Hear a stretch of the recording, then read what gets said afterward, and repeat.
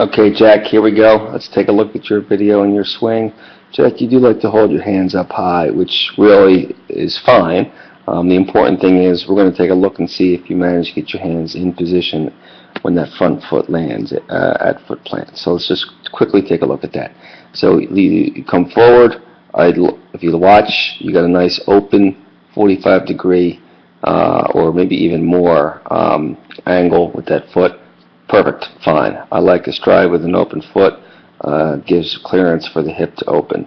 The one thing I'd say here is you drop that, your hands are no longer high, you've got that elbow tucked in down. That's fine, that's a good position to be in, so there's no issues there. Jack, you do a lot of things pretty good. We're in foot plant here. Let's take a quick look here. I could probably be a little bit better on the side. Actually, I'm on the side of here. I find this interesting. It also looks like you have your back foot bowed back towards the catcher, and none of the other kids that have taken on this angle had that appearance. So we should take a look at that. We may be trying to force your hips to go in two different directions. Doesn't make a lot of sense. But one thing you do is I'm looking for squishing the bug, and there is no squishing of the bug. You have got that move down where you roll up on your toe and you drive forward. You're one of the few kids that are actually doing that. You're pinching your back knee together with your front knee, and that's helping move your weight and power through the ball.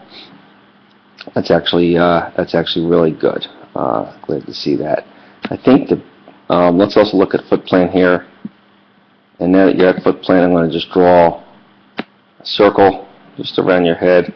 I didn't do that great, but we're going to see if there's any movement. Once that foot lands, not really looking to see your head move in any direction. We want to just see the rotation, and you do a pretty good job of keeping your head still. So the biggest issue here is your wrist roll.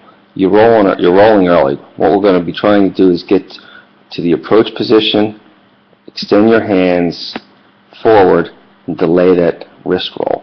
You're rolling right out of contact and driving the ball. You got on top of the ball.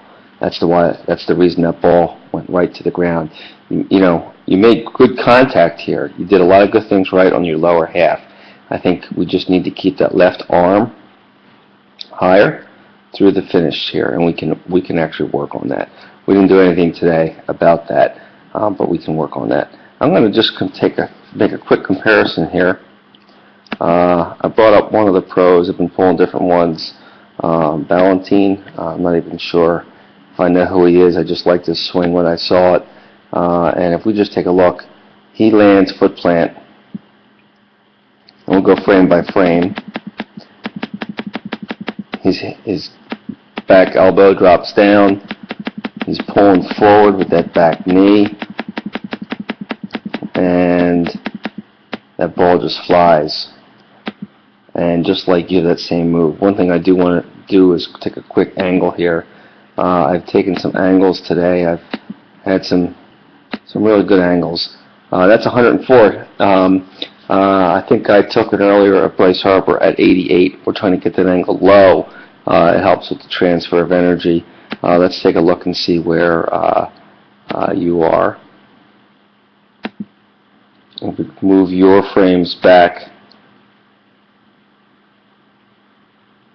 through contact, your angle is something to the order of 118 degrees. And so we can work on a stiffer front leg here and a little bit of a sit down, a little bit of a sit back. That'll help get the bat on plane sooner and longer.